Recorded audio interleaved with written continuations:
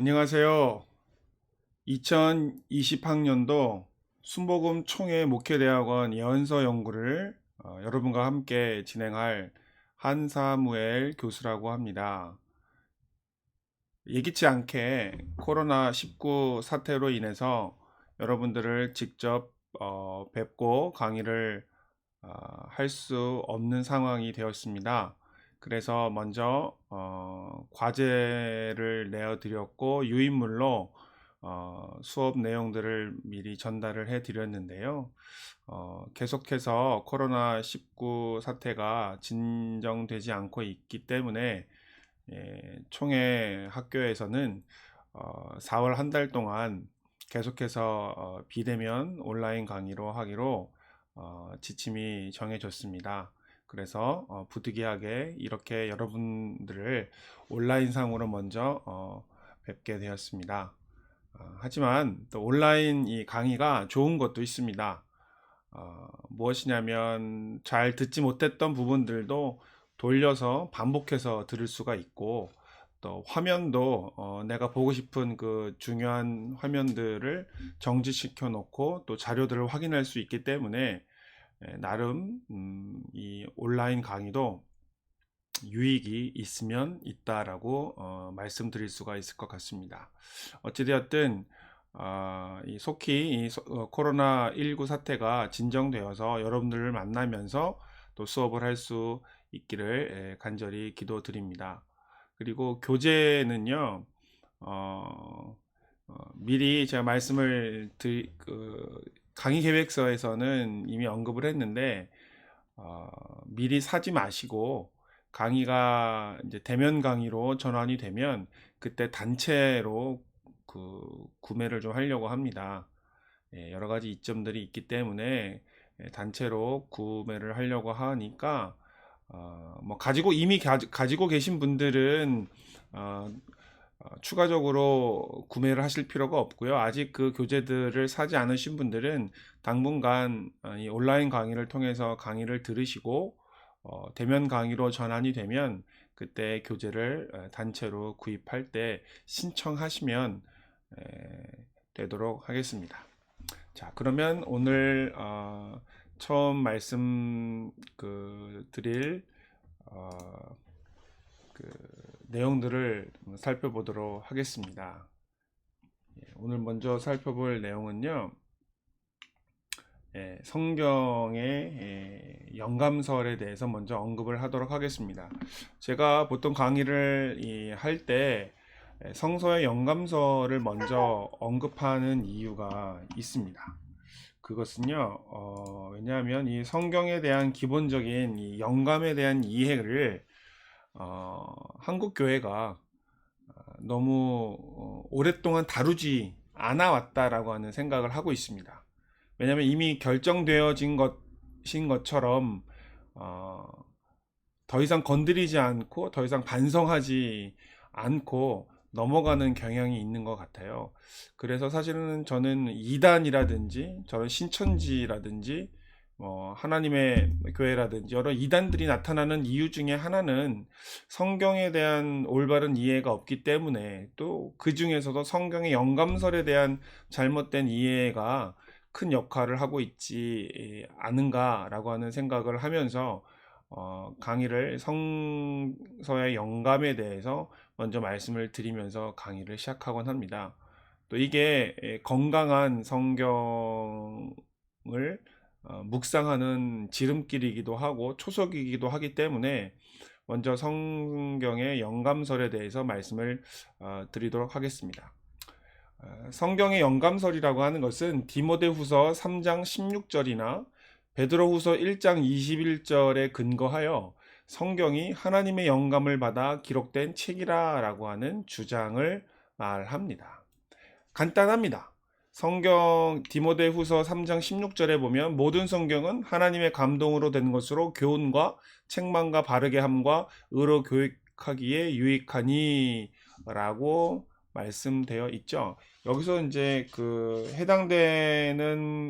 해당되는 부분이 어디냐면, 해당되는 부분은 바로 이 하나님의 감동이라고 하는 부분입니다. 이 하나님의 감동, 모든 성경은 하나님의 감동으로 되었다라고 하니 이 성경의 기록 때문에 그런 거고요. 또 베드로후서 1장 21절에 보면 모든 그러니까 예언은 언제든지 하나님의 뜻으로 낸 것이 아니요 오직 성령의 감동하심을 받은 사람들이 하나님께 받아서 말한 것이다 라고 하는 요 내용이 있습니다.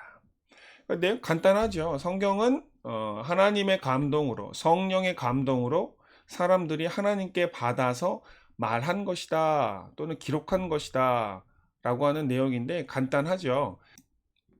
성경 말씀은 간단한데 그것을 받아서 해석하는 교회의 역사는 이 말씀에 대해서 굉장히 다방면의 것들을 생각하게 됩니다. 그래서 먼저 이 성서의 영감설이 어떻게 진행되었고 오늘날에는 어떠한 영감설로 발전되어 왔는지 또 현재의 위치는 어떠한 것인지 한번 살펴보도록 하겠습니다. 먼저 성서의 영감설을 시대적으로 구분하자면 첫 번째는 기계적 영감설이라는 것이 초대교부와 종교개혁자들 사이에서 주장되어졌습니다. 그리고 동력적 영감설이라고 하는 것이 19세기에 유행을 했고요. 그 다음에 세 번째 유기적 영감설이라고 하는 것이 오늘날 20세기에 이르기까지 오늘날까지 많은 교회들에 의해서 인정되고 또 널리 이해되고 있다고 볼 수가 있습니다. 이렇게 이거 외에도 뭐 중간에 다른 용어로 지칭되는 여러 가지 영감설이 있기는 하지만 사실은 조금씩 차이가 있을 뿐이고 대동소이하고 크게 나누자면 이렇게 세 가지 기계적 영감설, 동력적 영감설, 그 다음에 유기적 영감설 세 가지로 나눌 수가 있습니다. 그러면 먼저 차례대로 한번 알아보도록 하겠는데요. 기계적 영감설에 대해서 말씀을 드려보겠습니다. 기계적 영감설은 초대교부에 예수님께서 승천하시고 이후, 그 다음에 교회가 탄생한 이후, 그 이후를 이제 초대교부 시대라고 하죠. 그 초대교부 시대와 종교개혁자들에 의해서 주로 주장되었던 그 성경 영감설인데요. 내용은 이겁니다. 성경은 하나님이 불러주시는 대로 기록되었다는 주장이에요. 네. 하나님이 기록하시는 대로 말씀하시는 대로 기록되었다. 즉 성경 기자들은 어떤 역할을 했을까요? 성경 기자들은 그냥 받아 적은 겁니다. 받아쓰기 한 거죠. 받아쓰기. 그렇죠? 그래서 이 장점이 하나 있습니다. 이 주장의 장점은 성경은 전적으로 하나님이 하신 말씀을 기록한 책이기 때문에 하나님과 성경이 최고의 권위임을 강조하는 장점을 가지고 있습니다. 왜냐하면 이 성경이 기록되는데 사람의 역할은 전혀 없죠. 왜냐하면 사람은요 그냥 받아만 적은 거예요. 선생님이 부르고 학생들이 받아쓰기 하듯이 하나님께서 말씀하시면 성경 기자들은 그 영감을 통해서 그저 그냥 받아쓰기만 했던 역할을 했다는 것이 바로 기계적 타이피스트죠. 타이핑만 친 거죠. 저자의 생각과 저자의 느낌과 저자의 어떤 특성을 반영하지 않고 그냥 불러주는 대로만 기록했다는 거예요. 그게 바로 기계적 영감설인데 이것이 하나님과 성경의 권위를 최고로 높이는 그런 장점은 있습니다. 하지만 단점도 있어요. 뭐냐면 인간의 자유의지가 무시됩니다. 그러니까 인간이 기계밖에 안 되는 거죠. 그냥 생각 없이 하나님이 말씀하시면 그냥 그걸 받아 적어서 그냥 적은 것밖에 안 되는 거예요. 그리고 또 하나의 문제는 성경을 읽다 보면 아시겠지만 각각의 성경의 문체와 언어가 다릅니다. 뭐 쉽게 이야기하자면 바울이 쓰던 문체와 또 요한이 쓰는 문체가 똑같을까요? 요한 서신에 나오는 문체와 바울 서신에 나오는 문체가 다르잖아요. 근데 이게 뭐가 문제가 되냐면 불러줘서 썼다는 게 기계적 영감설이잖아요. 하나님이 불러주셔서 쓴 건데 하나님이 문체와 사용하시는 언어가 조금 다른 게 아니라 완전히 다른 거예요.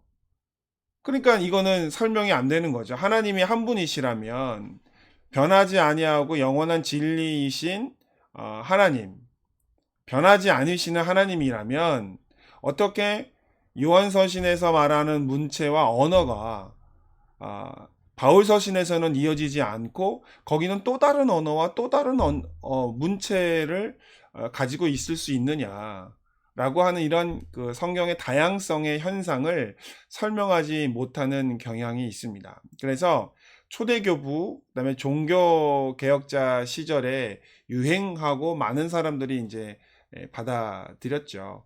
그리고 한국 교회에 처음 그 기독교가 전파되었을 그때에도 아마 이 기계적 영감설이 많이 사람들에 의해서 받아들여졌을 거라고 생각이 듭니다.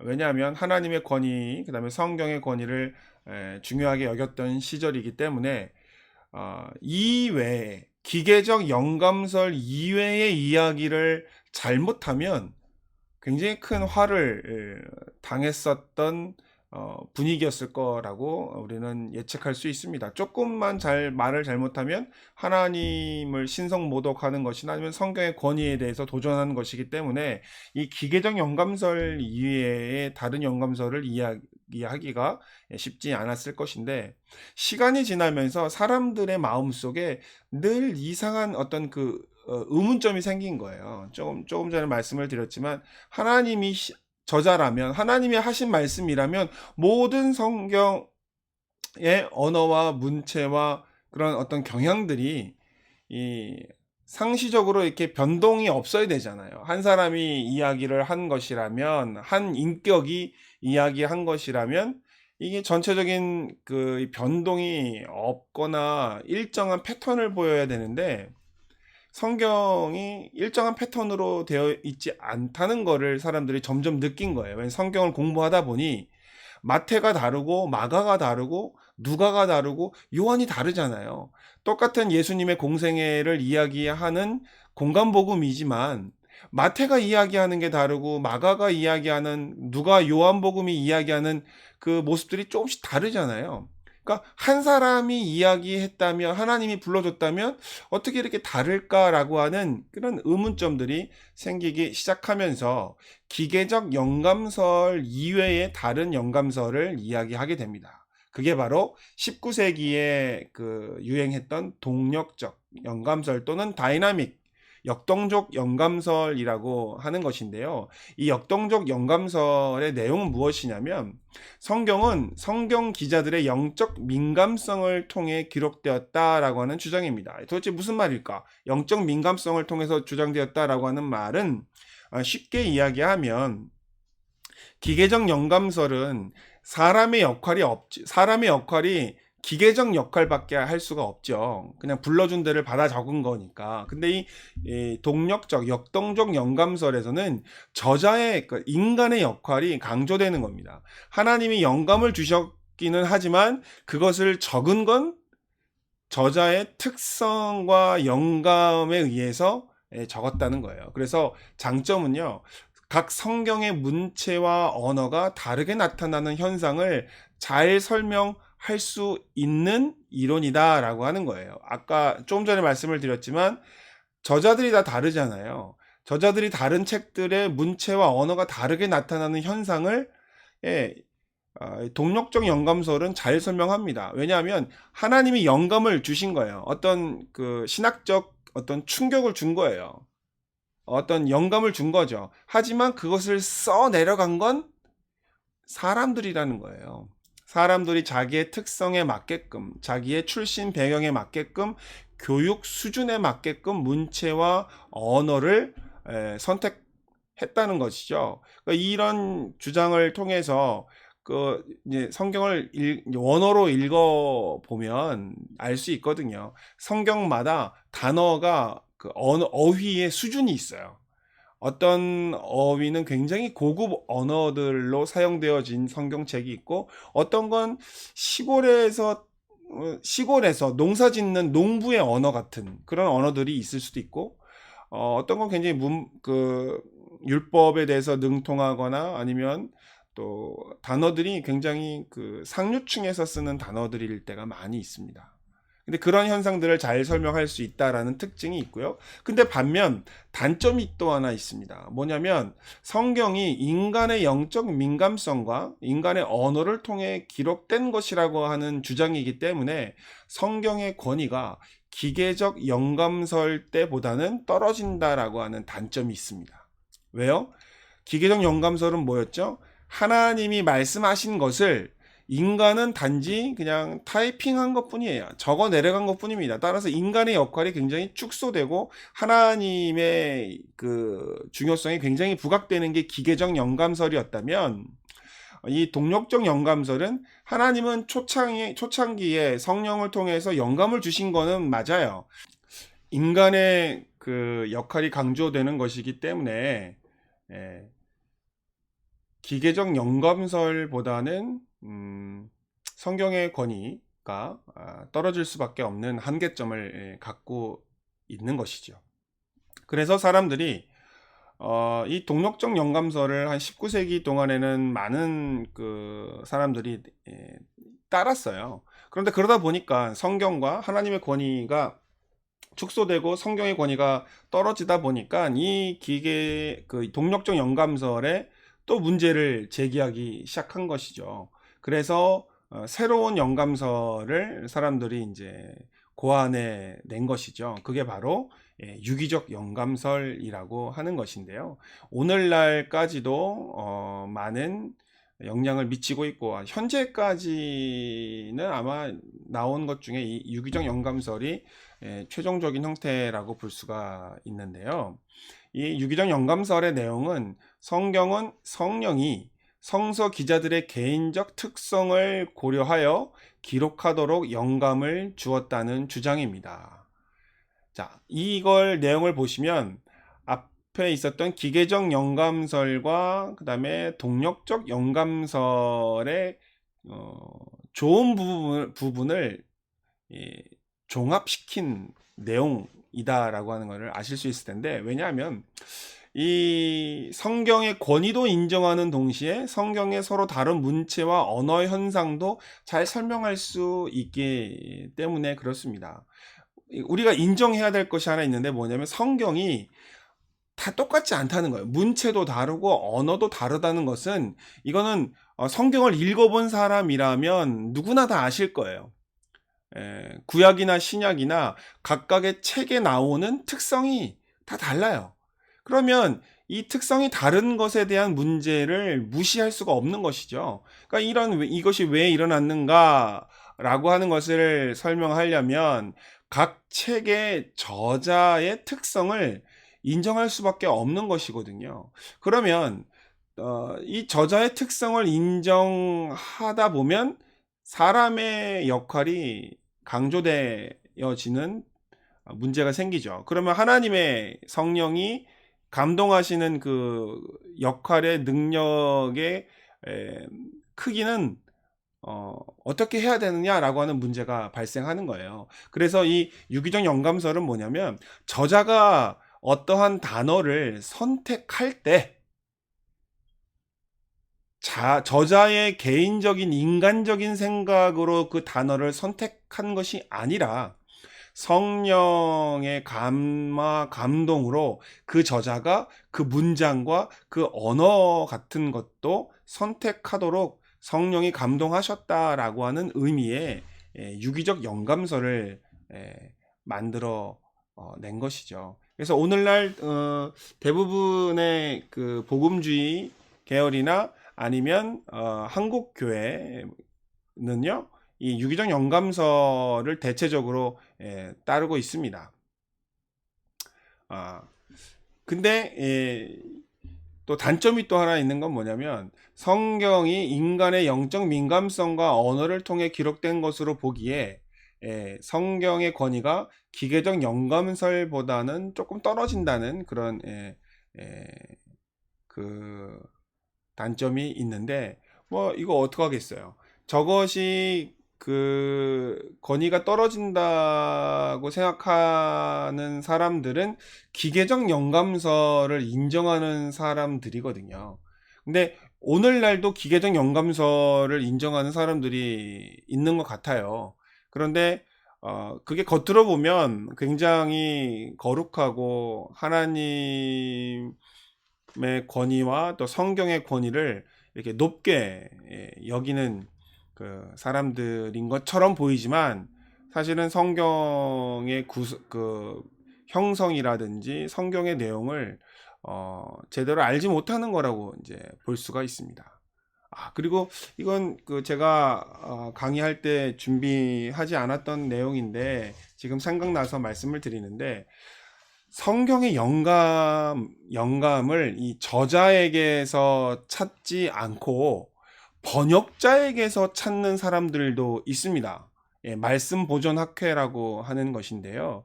거기에 보면 원본보다 킹 제임스 버전, 킹 제임스형이죠. 흠정령이죠. 킹 제임스 버전이 더 영감이 있다. 라고 하는 그런 이야기, 번역이 더 좋다. 라고 주장하는 사람들인데요. 굉장히 황당한 이야기죠. 우리가 말하는 이 지금 영감설은요, 번역을 할 때 하는 그 영감을 의미하는 것이 아니라 원래 성경이 기록되어졌을 때의 그 원저자들에게 영향을 미치는 그 영감설을 우리가 의미하는 것이거든요. 그래서 이 말씀보존학회는 이 영감설의 범위를 번역자까지도 확장을 시켜서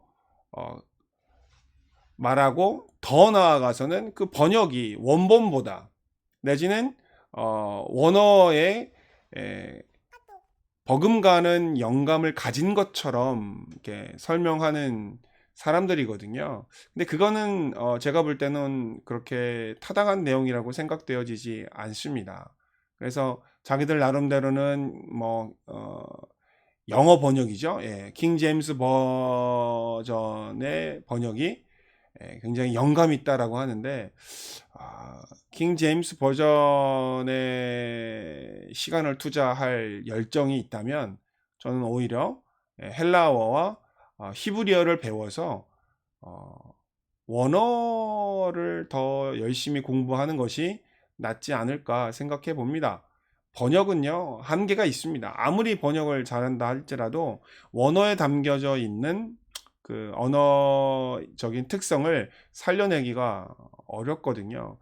따라서 옛날에 기록되어진 영어 번역에 목을 매는 그 시간에 원어에 시간을 투자한다면 더 큰 은혜가 있지 않을까라고 생각을 해보게 됩니다. 이렇게 해서 영감설에 대해서 설명을 좀 드렸는데요. 그 다음으로는 이제 예언서에 대한 이야기를 좀 보겠습니다. 근데 성경의 위치로 따져본 예언서의 의미에 대해서 간략하게 말씀을 좀 드리겠는데요. 개신교의 성경을 보면요. 개신교는 앞에 모세오경이 있죠. 그 다음에 역사서가 있고, 그 다음에 시편, 잠언, 전도서라고 하는 어떤 그 성문서가 있고, 그 다음에 예언서가 있습니다. 이 예언서의 위치가 이렇게 되는데요. 그 다음에 신약이 이어지는 구조가 우리가 갖고 있는 그 개혁성경, 개혁개정이죠. 개혁개정 성경의 형태인데 특징이 뭐냐면 예언서를 신약 앞에 위치해 했습니다. 그래서 신약과 예언서를 굉장히 밀접하게 설정해 놓은 것인데 이건 예언서를 메시아의 도래를 예비하는 의미로 이해한다라고 하는 뜻입니다. 이제까지 예언서의 마지막이 말라기인데 말라기 다음에 마태복음이 놓여져 있는 이 구성에 대해서 이렇게 생각해 보지 않으셨을 수도 있는데 예언서는 신약을 예비하는, 그러니까 도래할 메시아를 예비하는 책으로서 예언서를 이해하고 있다라고 하는 그런 뜻이 있습니다. 현재의 위치 배정은.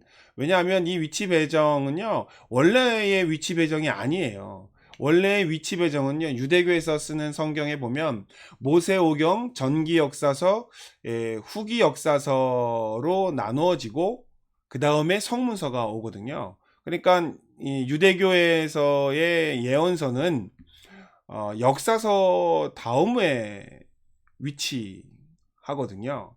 그래서 유대인들은 예언서를 미래에 대한 예언으로 보다는 과거 역사에 대한 반성의 의미로 이해하고 있다라고 볼 수가 있죠. 왜냐하면 예언서와 신약을 붙여놨다라고 하는 것은 예수 그리스도를 전제로 하고 있는 거거든요. 근데 유대교는 예수님을 전제로 할 필요가 없죠. 그 사람들은 예수님을 구세주로 메시아로 보는 견해가 아니기 때문에 그들은 신약을 염두에 두지 않죠.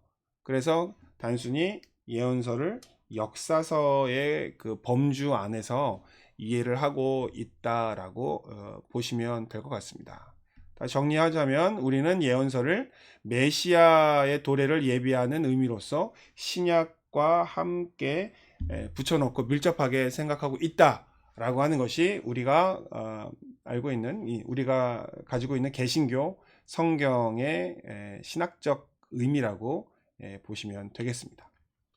자, 이제 세 번째로는 예언의 개념에 대해서 설명을 드리도록 하겠습니다. 예언하면 예언이 보통 하나인 것으로 이제 생각을 하시는데, 사실 한국 교회는요, 이 예언을 두 가지 예언을 혼용하고 있고, 이 혼용이 가지고 오는 위험에 노출되어 있다고 볼 수 있습니다. 첫 번째, 이 예언. 두 번째, 이 예언의 차이가 뭘까요? 이 두 가지 예언이 차이가 뭘까? 첫 번째, 이 예언은요, 미래에 대한 말씀이라는 것을 나타낼 때 예언이라고 합니다. 왜냐하면 여기 그 앞에 예자에 보이시죠? 거기에 이제 그 우변에 있는 요게 코끼리 상변입니다. 코끼리가 예로부터 자기의 죽음을 미리 알 수 있다, 알 수 있는 그 신비한 동물 중에 하나다라는 생각을 가지고 있었나 봐요. 그래서 그 무엇인가를 예견하거나 미래를 맞추는 점을 칠 때에 항상 이렇게 코끼리 상변과 같은 그 부수가 붙어서 나오는 거를 볼 수가 있는데, 이렇게 해서 이 코끼리 상변이 붙음으로 말미암아 자기의 죽음을 미리 예견할 수 있었던 그 코끼리, 미래의 죽음을 예견할 수 있는 그 신비로운 코끼리의 영향을 받은 이 예언. 그래서 미래에 대한 말씀이라는 뜻이 바로 저 예언이고요. 두 번째, 이 앞에 나오는 이 예언은 다르죠. 요 코끼리 상변 대신에 다른 것이 붙어 있죠. 요거는 이제 우리가 예금할 때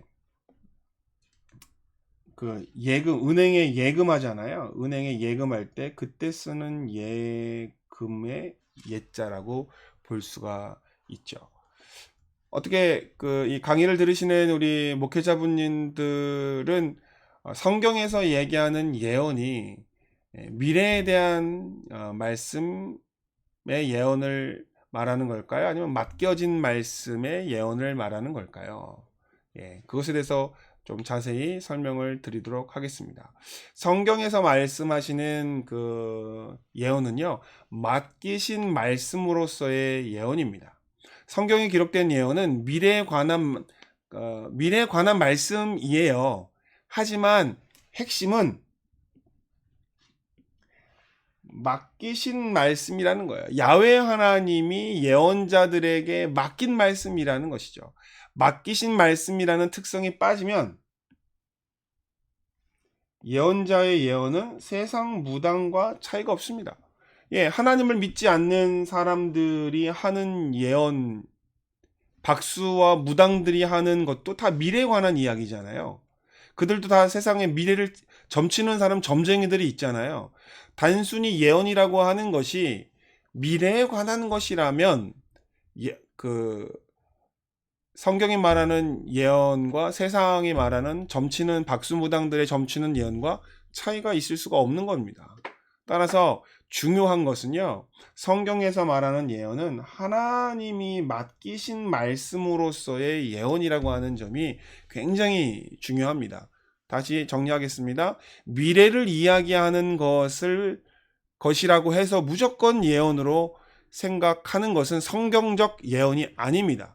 세상 점쟁이들도 미래를 이야기합니다. 근데 우리가 알고 있는 성경에 나오는 예언은 단순한 미래에 관한 이야기가 아니라 미래에 관한 것이기도 하지만 핵심적인 것은 하나님으로부터 온 것이라는 거예요. 하나님으로부터 오지 않은 것은 예언이 아니다 라는 것이죠. 예. 근데 만약 교회에서 예언을 하는 사람들이 있습니다. 예. 그런데 그 사람들의 예언을 모두 다 예언이라고 할 것이냐? 그렇지 않다는 것이죠. 그 예언들 중에 보면은 하나님이 하신 예언인지 아닌지를 따져야 된다는 것이죠. 자기가 하는 예언일 수도 있고요. 귀신이 하는 예언일 수도 있고 다른 영에 의해서 하는 예언일 수도 있습니다. 그래서 굉장히 조심스러운 것이죠. 만약에 누군가가 예언을 했는데 그 예언이 정말 하나님이 주신 예언인가를 따져봐야 됩니다. 하나님이 말씀하셨던 그 예언이 뭐 집을 사라, 땅을 사라, 무엇을 해라, 뭐 나의 그 어떤 사람들의 그 개인적인 사적인 것들을 하면서 기도 요청을 하시는 분들이 가끔씩 계세요. 마치 예언 받으러 간다라고 했을 때 이번에 내가 땅을 사야 되는데, 아니면 요번에 뭐 대학교를 들어가야 되는데, 아니면 이번에 무엇을 해야 되는데 이거 어떻게 잘 될 것 같습니까? 라고 물어본다면 이건 성경이 말씀하시는 예언이 아니죠. 그냥 점치는 거죠. 점치는 거랑 똑같은 것이죠. 하나님으로부터 온 것만이 성경이 말하는 예언이다라고 볼 수가 있다라는 뜻이고요. 그 다음에 그래서 그 미신적 예언은 출처가 하나님이 아닙니다. 출처가 하나님이 아니라면 그것은 성경적 예언이 아니라는 사실을 아셔야 돼요. 제가 교회에서 이루어지는 예언을 거부하는 게 아닙니다. 교회에서 이루어지는 예언을 인정합니다. 그런데 대부분 많은 예언이 기도를 받으러 가고 각 교회마다 기도하는 사람들이 있고 예언하는 사람들이 있다고 하는데 그 사람들이 저는 과연 예언의 내용을 들어보면 과연 저것이 하나님으로부터 오실 만한 내용인가 라고 하는 의문점이 드는 것들이 많아요. 마치 점장이에게 가서 물어보는 듯한 내용들을 이야기하는 예언이 대부분을 차지할 때가 있기 때문에 요거를 좀 조심스럽게 경계하면서 예언을 다루어야 하겠다라고 하는 생각이 들었습니다. 그 다음에요, 두 번째는 현재를 목표로 하는 예언이다 라고 하는 겁니다. 예언의 목표를 기준으로 보면 성경의 예언은 현재를 향합니다. 미래의 이야기를 다루지만 목표는 현재의 삶을 향한 하나님의 경고와 권면이다 라고 하는 거예요. 자, 예언자들, 구약이나 신약에 있는 예언자들이 예언을 합니다. 그런데 그 예언이 내용은 미래를 이야기하죠. 이스라엘이 망하고 유다가 망할 것이다. 하나님의 심판이 임할 것이다. 라고 이야기하죠. 그런데 말하는 이유가 뭐냐는 거예요. 미래가 그렇게 올 것이니까 망할 것이다. 그걸로 끝이냐는 거예요. 아니죠. 뭐예요? 너희가 이러한 삶을 살았기 때문에 하나님이 심판을 하시는 것이다. 따라서 너희가 삶을 돌이켜야 된다. 회개하고 돌아와야 된다. 라고 하는 것이 예언의 목표죠. 그냥 앞으로 있을 예언들을 이야기하는 것으로 끝나는 것이 아니라 그 예언을 하는 이유가 뭐예요? 하나님이 예언자들을 통해서 예언을 시키신 이유가 뭡니까? 나 미래에 이렇게 할 거니까 니네를 알고 있어? 이걸까요? 아니면 너희가 이렇게 행동을 하여 미래가 이렇게 될 것이다. 따라서 지금 너희가 회개하고 돌이켜야 된다. 이걸 이야기하고 싶었던 걸까요? 예, 저는 이런 면에서는 하나님이 예언자를 통해서 이스라엘들에게 또 세상에 있는 열방들에게 선포하신 예언의 목표는요, 현재 삶의 변화에 있다라고 생각을 합니다. 그런데 미신적 예언은 항상 미래에만 초점을 맞춥니다. 네. 점쟁이들에게 갑니다. 점쟁이들에 가면 늘 항상 하는 이야기들이 있어요. 동쪽에서 귀인이 온다. 또 물가에 가지 마라. 뭐뭐 하지 마라.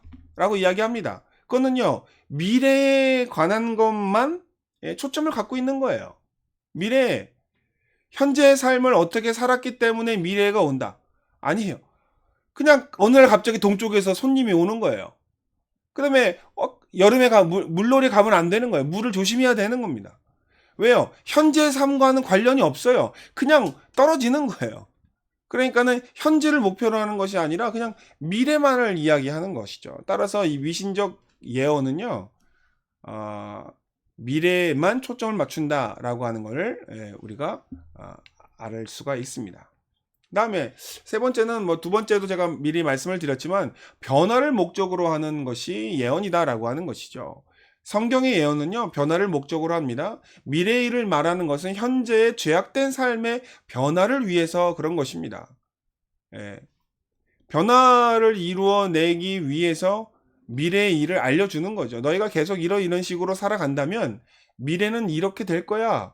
따라서 너희의 미래는 바꾸려면 너희의 현재의 삶을 변화해야 돼 라고 하는 그런 의미로 받아들여지는 것이죠. 대신 또 반대로 미신적 예언은요, 변화에 관심이 없어요. 그냥 미래를 맞추는 것과 미래의 위기를 모면하는 것에 집중되어 있습니다. 보세요. 그 점쟁이들이요, 미래 이야기를 할 때 당신이 이렇게 살았으니까는 미래가 이렇게 된 거야 라고 이야기하지 않습니다. 단순히 다가올 미래를 이렇게 해야 위기를 모면할 수 있습니다. 예. 구술하거나 부적을 쓰거나 뭘 해야 위기를 모면하는 거예요.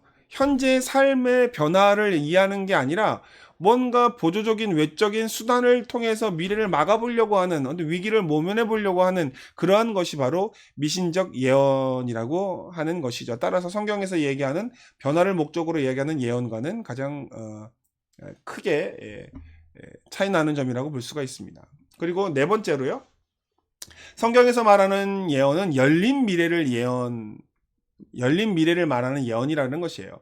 이 열린 미래란 뭐냐면, 성경의 예언은요, 열린 미래관을 갖고 있습니다. 즉, 미래가 결정되어 있는 것이 아니라는 거예요. 변화하고 회개하면 미래는 변화의 가능성이 있다는 거예요. 미래는 팔자가 아니라는 것이죠. 무슨 얘기예요? 지금 저주 아래 살고 있지만 예수 그리스도를 믿고 변화를 받으면 이전과 다른 육신의 삶을 버리고 영적인 삶을 택하면 인생이 저주받은 그 인생에서 축복받은 복받는 인생으로 변화될 수 있다라고 하는 것이 우리의 믿음 아닙니까? 따라서 그 성경에서 말하는 예언이라든지 성경관은요, 열린 미래관을 가지고 있어요. 그래서 팔자 노릇을 이야기하지 않습니다. 팔자를 고치려면 예수 그리스도를 믿어야 된다는 거죠. 미래를 바꾸려면 예수님을 믿어야 되고 하나님을 믿어야 된다는 거예요. 성령님을 의지해야 된다는 것이 바로 열린 미래의 관인데, 성경이 말하는 이 예언은 미래관이죠. 열린 미래관이죠. 자, 예언자들이 가서 예언합니다. 너희가 회개하고 돌아오라. 그럼 어떻게 되죠? 조금 전까지는 심판을 이야기했지만 하나님께서 너희를 싸매어 주실 것이다. 하나님께서 너희를 반겨 주실 것이다. 라고 미래를 바꾸는 거죠. 회개하고 변화하면 미래가 변할 수 있다라고 하는 것이 성경에 말하는 예언의 특징이라고 본다면, 미신적 예언은 닫힌 미래관이 있습니다. 미래는 이미 정해져 있어요. 어느 날 갑자기 동쪽에서 사람이 오고 어느 날 갑자기 그 나쁜 일이 다가오는 거예요. 근데 이거를 물리치려면 어떻게 해야 됩니까? 물리칠 수가 없죠. 현재 삶을 변화시켜서 물리칠 수 있는 게 그런 게 아니에요.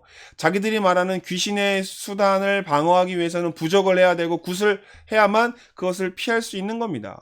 그래서 그들의 그러한 사고 방식에서는 무엇이 있냐면 미래는 닫혀 있어요. 사람은 태어날 때부터 자기의 팔자를 갖고 태어나는 겁니다. 바꿀 수가 없는 거죠. 그러기 위해서는 귀신의 수단을 써서 부적과 같은 것을 통해서 해야 된다라고 하는 이 닫힌 미래관, 예, 이미 결정된 미래관을 가지고 있는 것이 바로 이 세상 미신적 예언이라고 볼 수가 있는 것이죠. 제가 그 이렇게 그 말씀을 성경에 있는 예언에 대해서 말씀을 드렸는데요. 예, 성경에서 이야기하는 이 예언과 미신적 예언이 결론적으로 이야기하지만 한국 교회에 이렇게 혼용되고 있다라고 하는 생각을 하게 됩니다. 그래서 교회를 위험하게 빠뜨리는 때는 이 맡기신 말씀의 예언과 또 현재를 목표로 하는 예언, 그 다음에 변화를 가능성을 이야기하고 열린 미래를 이야기하는 예언이 아닌 그냥 미신적인 이 적중에만 관심이 있고 닫혀진 미래를 갖고 있는, 그다음에 하나님이 하신 말씀이 아닌 그런 예언을 교회에서 하나님의 예언인 것처럼 사용하는 사람들에 의해서 교회가 어지러워질 수가 있기 때문에 이 예언서를 공부하는 우리는 성경이 말하고 있는 그런 예언이 어떠한 예언인지를 제대로 알아야겠다라고 하는 그런 생각이 있어서 예언에 대해서 말씀을 드렸습니다. 예. 예언이라고 하는 것이 미래에 관한 내용을 이야기하는 것이 아니라는 게 아니에요. 예언이라고 하는 것은 미래에 관한 것을 이야기하지만 출처가 하나님이고 그 다음에 목표가 현재이며 또 변화를 추구하고 그리고 끝이 열려 있는 것이라면 그거는 건전한 예언이요, 성경이 말하는 예언이다라고 하는 것을 여러분께 다시 한번 말씀을 드립니다.